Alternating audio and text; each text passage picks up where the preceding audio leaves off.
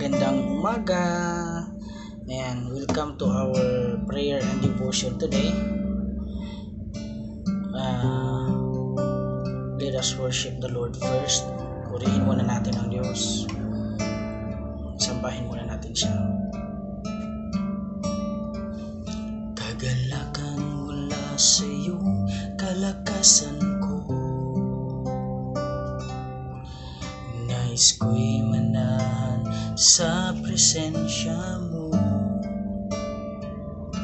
Buong puso, buong lakas, isip at kaluluwa, Panginoon, minamahal kita. Kagalakan mula sa iyong kalakasan ko, ang nais ko'y manahan sa presensya mo. Buong puso, buong lakas, isip at kaluluwa, Panginoon, minamahal kita.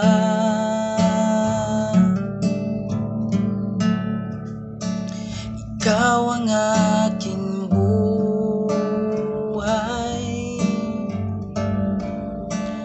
at pag-asang tunay.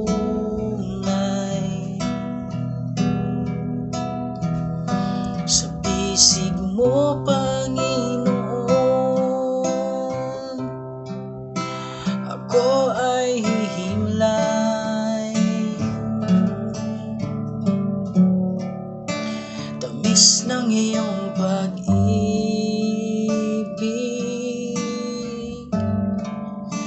nadarama ay langit.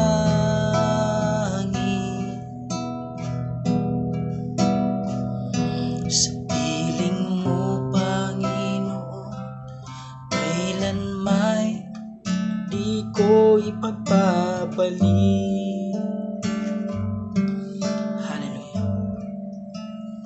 Ikaw ang aking buhay at pag-asang tunay.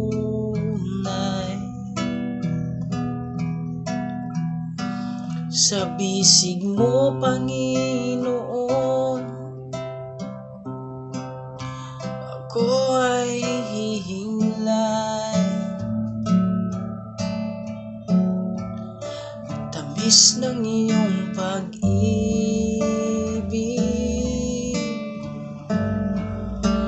nadarama ay langit.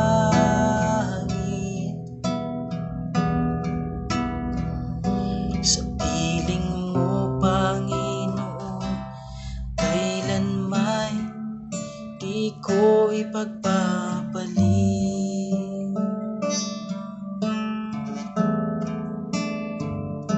Sa piling mo, Panginoon, kailan may di ko ipagpapalit.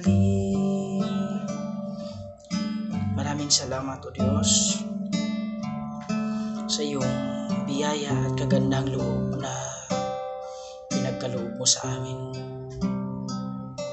Maraming salamat at muli binigyan mo kami ng bagong araw sa aming buhay, upang purihin ka, pangunahin ka, Panginoon. Thank you. At pinagpala mo kami ng magandang buhay, mapagpalang buhay na nakilala ka, Panginoon. Isang karangalan at isang pribilehiyo na makilala ka namin bilang Diyos sa aming buhay, Panginoong Hesus. Kaya patnubayan mo ang bawat isa, ingatan mo ang bawat isa. Pinupuri ka namin sa iyong pangalan. Hallelujah. In Jesus' name. Ayan. No, good morning ulit. Medyo napatanghali tayo ng gising ngayon, ha. Ayan, wala pang supply, no. Anyway, Itong nakaraang Saturday saka Sunday, hindi ako nag-forward o nag-upload ng devotion because we gave way doon sa umagang pagninilay-nilay ng COH. Sa atin naman din yun. Kasi pinili kong wag na lang mag-upload. Though may devotion ako, hindi ko na lang in-upload siya since yun nga ibig kong sabihin. I gave way kasi para nakafocus yung mga kapatiran doon sa upload din ng umagang pagninilay-nilay natin every Saturday and Sunday. And then Saturday din kasi nagbibiyahe ako papuntang Batangas, sa ministry din natin doon. And then Sunday, of course, we focus on the whole day worshiping the Lord, going to Calamba, then kahapon Calamba ako, Las Piñas, tapos Cavite, no? So yun ang dahilan. Baka may kasi yung iba naghahanap na ba't daw wala Saturday, Sunday. So yun yung dahilan natin. At today, let us meditate the word of God written, no, sinulat doon sa Isaiah chapter 7 verse 14, no? Pamilyar siguro ang mga pastor nito, pero of course ito din ay kailangang i-share, no, sa mga kapatiran. Nga pala, Merry Christmas, no? So since this is Christmas season, na papanahon din na pag-usapan natin itong message na to, na verse na to sa Isaiah chapter 7 verse 14. Alright, so focus lang tayo dito para sa devotion natin. Sabi dito, well then, the Lord himself will give you the sign. A young woman who is pregnant will have a son and will name him Emmanuel. Okay? Now sa Tagalog pa, sinasabi dito na ang Diyos mismo ang magbibigay ng sign, no? Na may isang babae, may isang birhen na babae na magbubuntis ng isang lalaki, anak na lalaki, at papangalanan niya itong Emmanuel, which means God is with us. Now, in this manner, kung titingnan natin kasi dito sa Isaiah chapter 7, ito yung panahon ni King Ahaz, no? Hindi Ahaz na nanunuklaw. King Ahaz. Ayan. So si King Ahaz. Ito kasi yung time na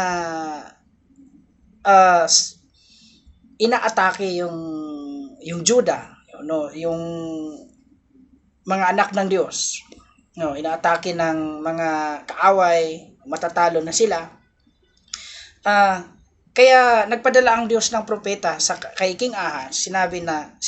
Tinanong si Ahaz, si King Ahaz na, ano bang sign ang gusto mo? Sabi ni Ahaz, wala akong sign na hihingin.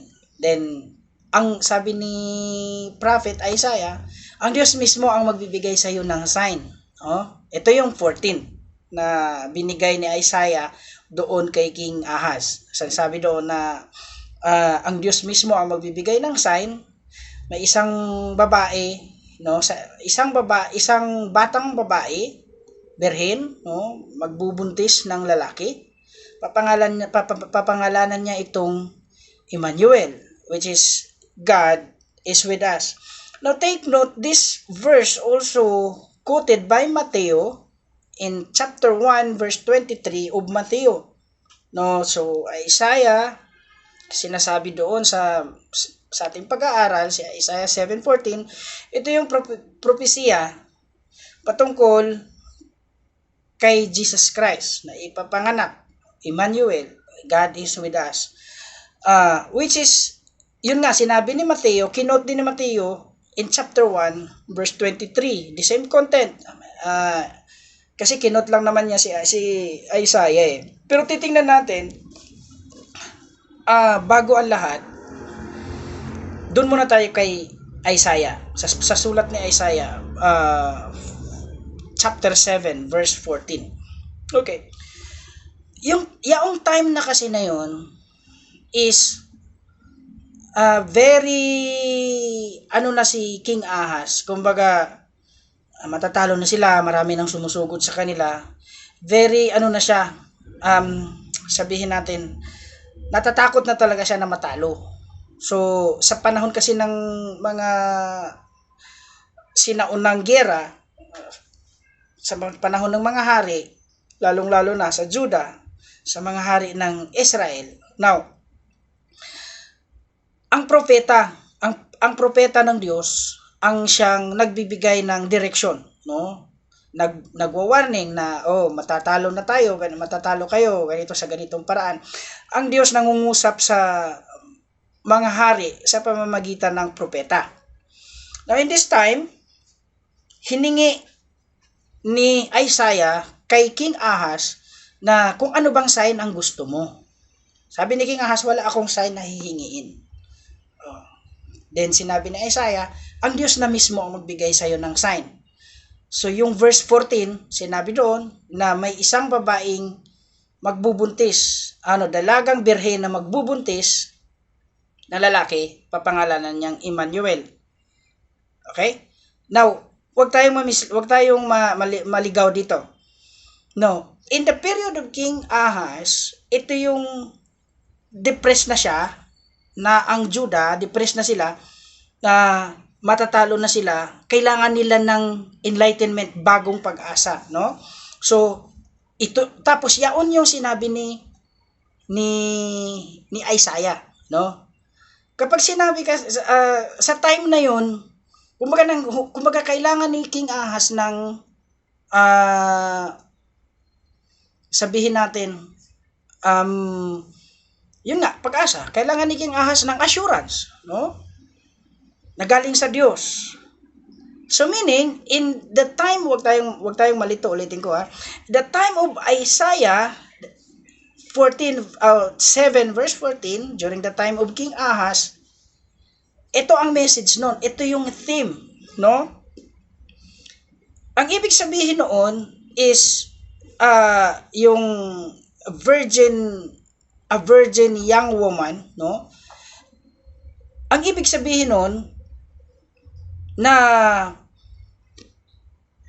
magbubuntis siya ng anak na lalaki, ng batang lalaki, papangalanan niyang Emmanuel.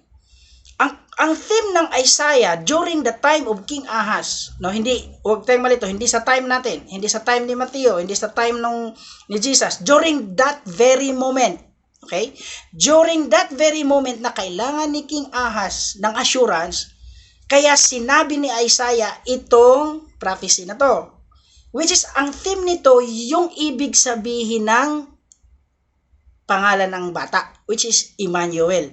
God is with us. So directly, kinausap ng Diyos si Ahaz na, huwag ka mag-alala.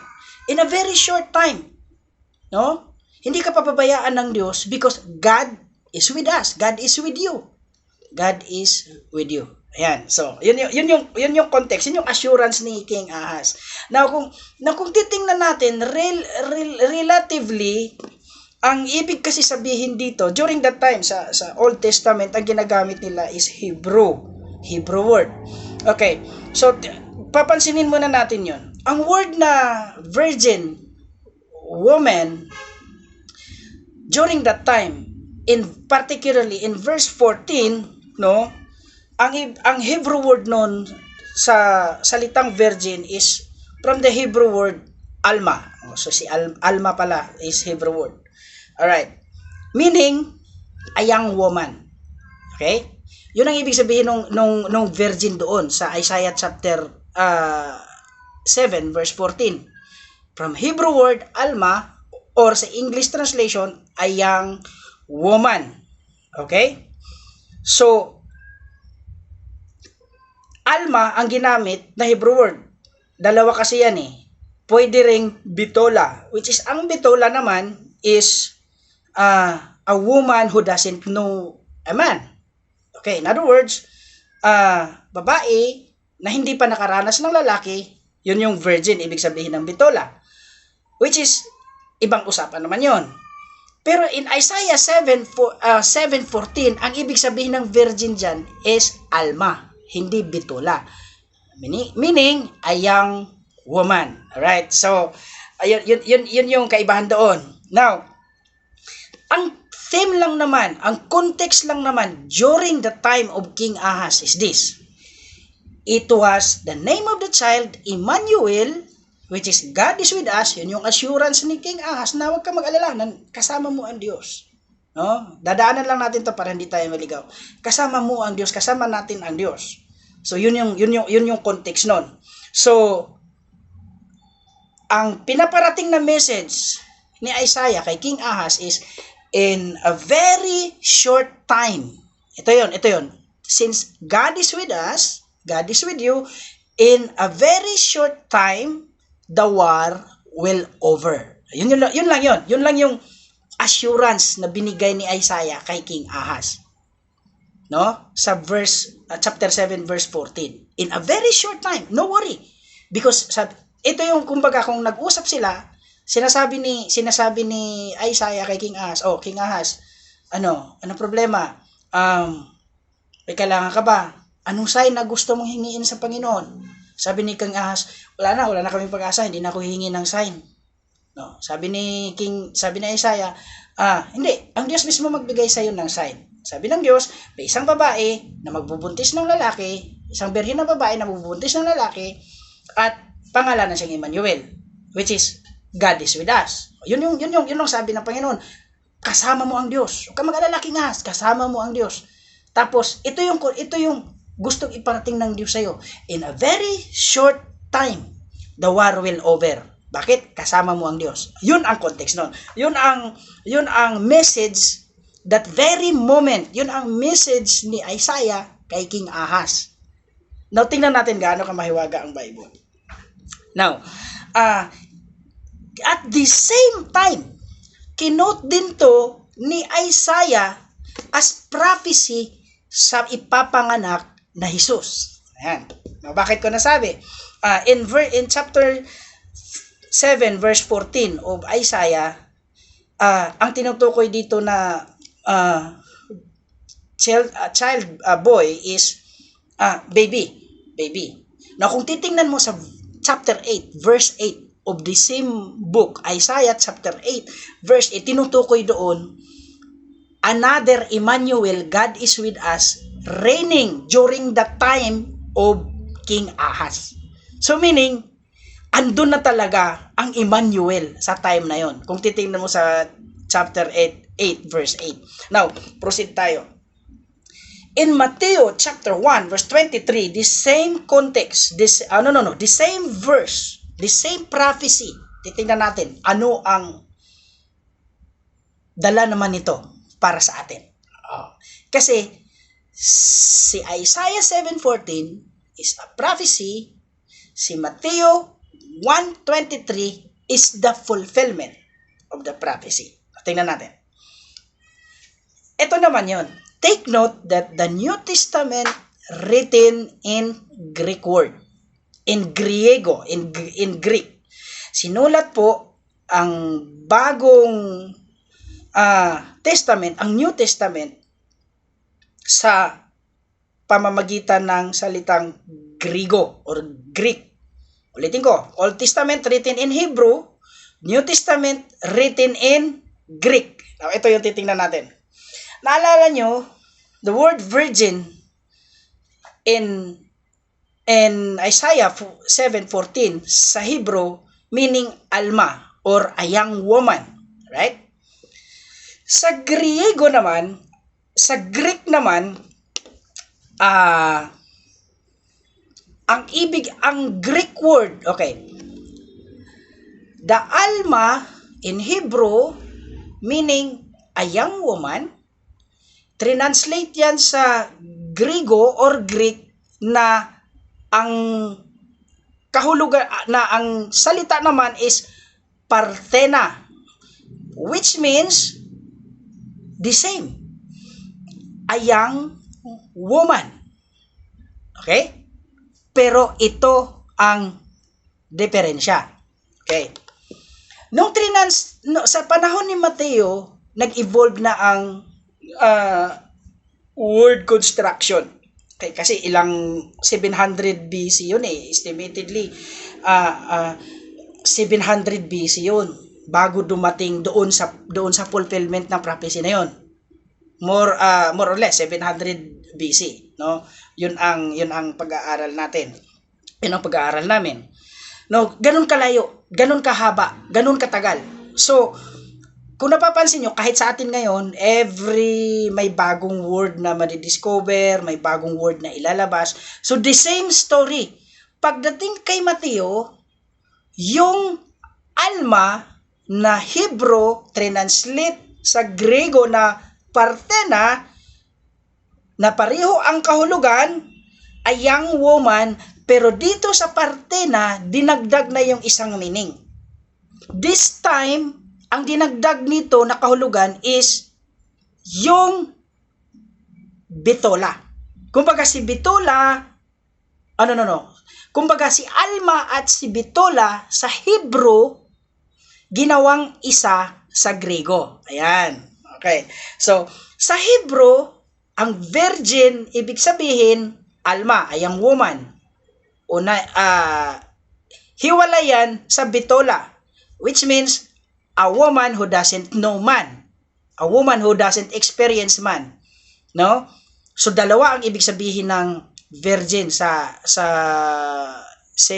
Isaiah 7:14. Alma, ang ginamit doon, ay ang woman. No? Another meaning na hindi ginamit doon is bitola. A woman who doesn't know man, who doesn't experience a man. So, Isaiah 7:14 choose to use, pinili niyang gamitin si Alma, which is yun naman talaga ang ibig sabihin during sa time ni Ahaz, during sa need ni Ahaz, ni King Ahaz that time. So si Alma yung ginamit. Now balikan natin. So si Hebrew si Grego, pagdating sa Greek, ginawa po siyang isa. Ang ibig sabihin, ang Greek word na Parthena, ang ibig sabihin nun is dalawa na. A young woman and a woman who doesn't know a man, or a woman who doesn't experience a man. So, ginawa ng isang meaning, which is, ito yung fulfillment ni Jesus. Bakit? Una, Mary was a young woman.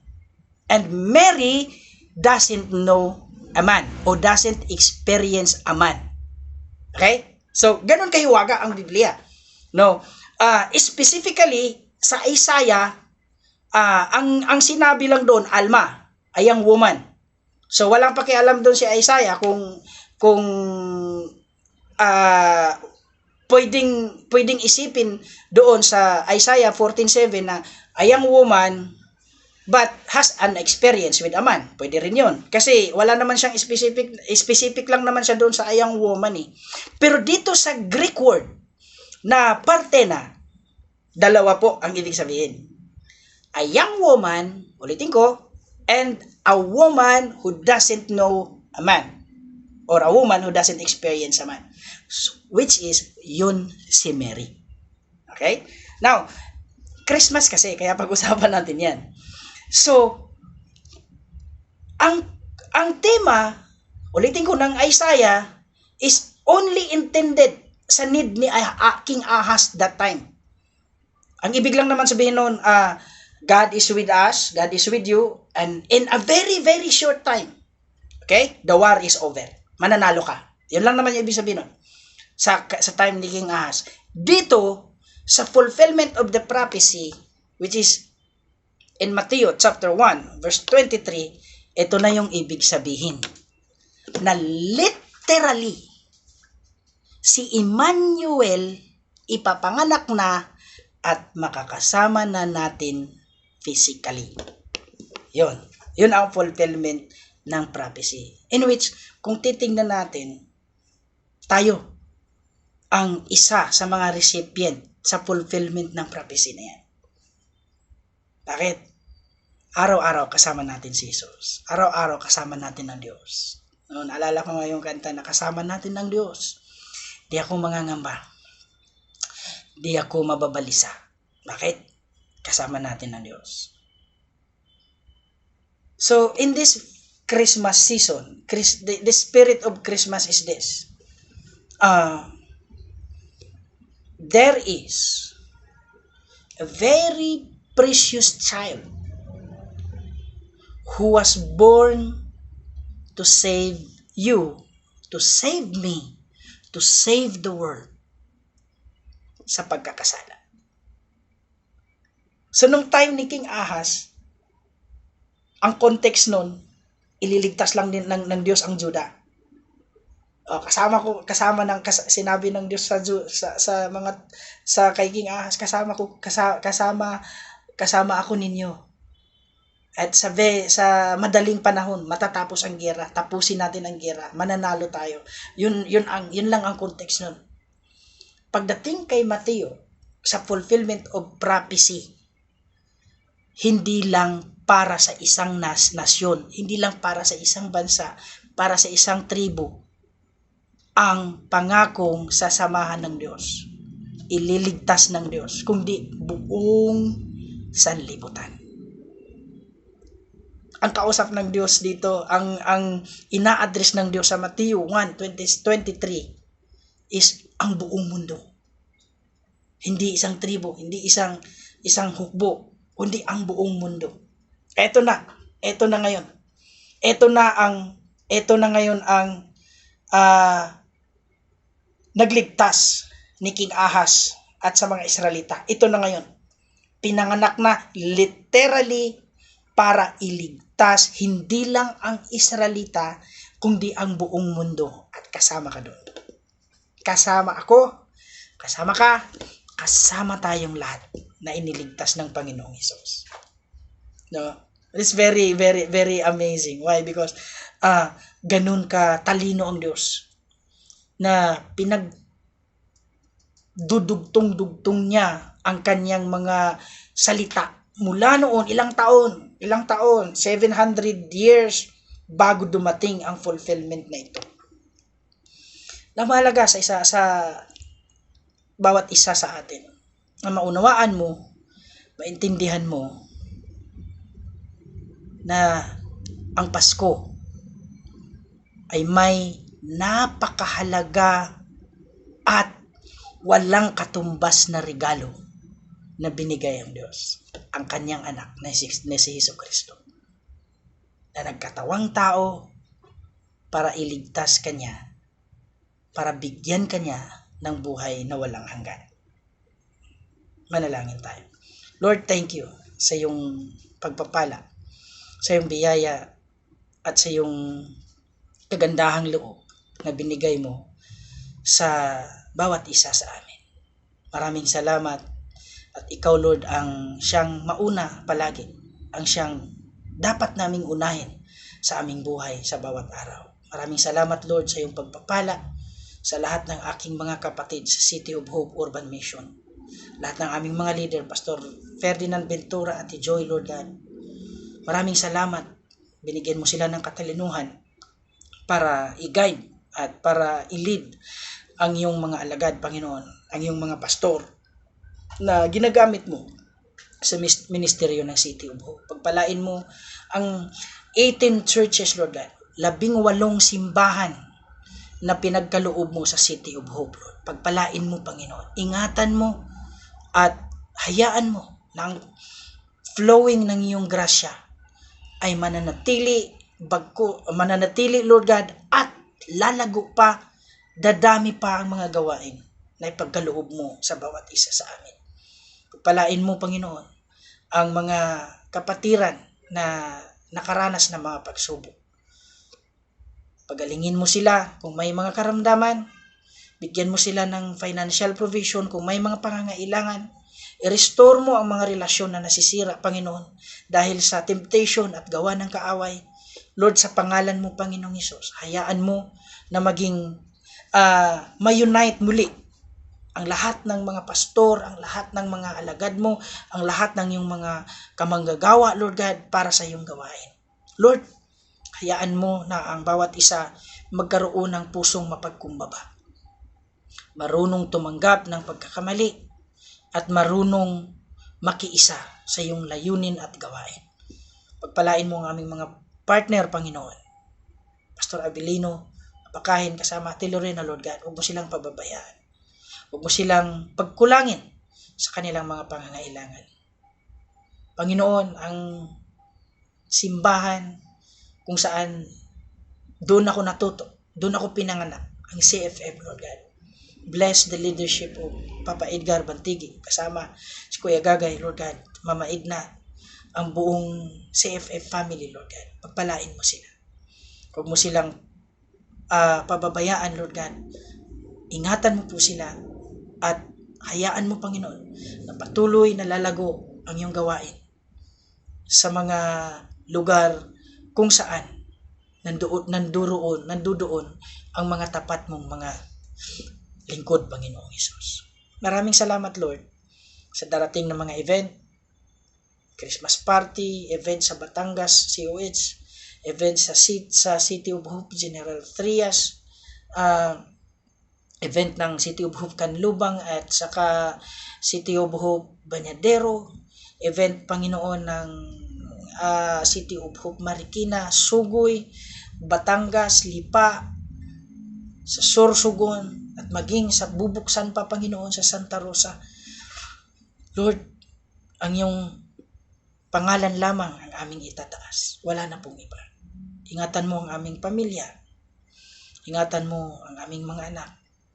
Lord, I pray na lalaki sila na may takot at may pananampalataya sa iyo, Panginoong Hesus.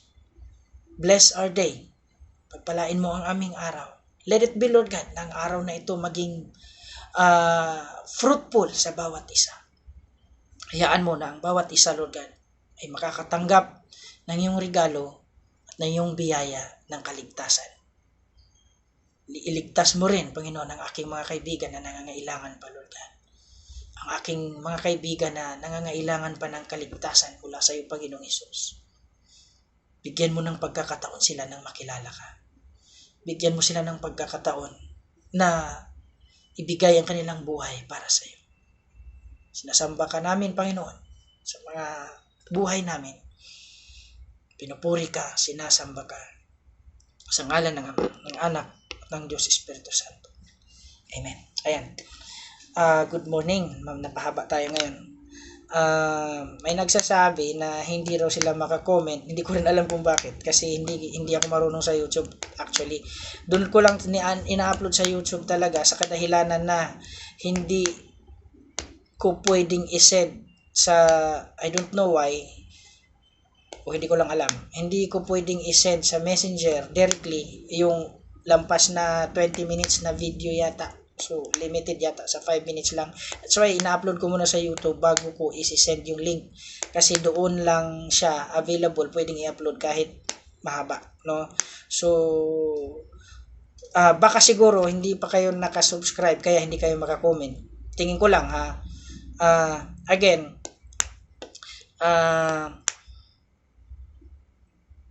meron akong minsan naglalagay ako ng mga mga Gcash, not all videos.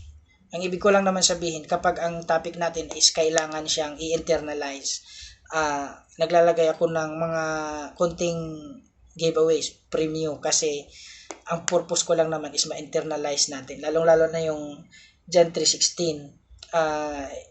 Kailangan kasi yun ma-internalize ng bawat isa. So, dito, i-message ko na lang kung magkano na, kasi hindi nakuha yung nakaraan eh. So, nakaraan, may tanong ako doon, may price din yun. So,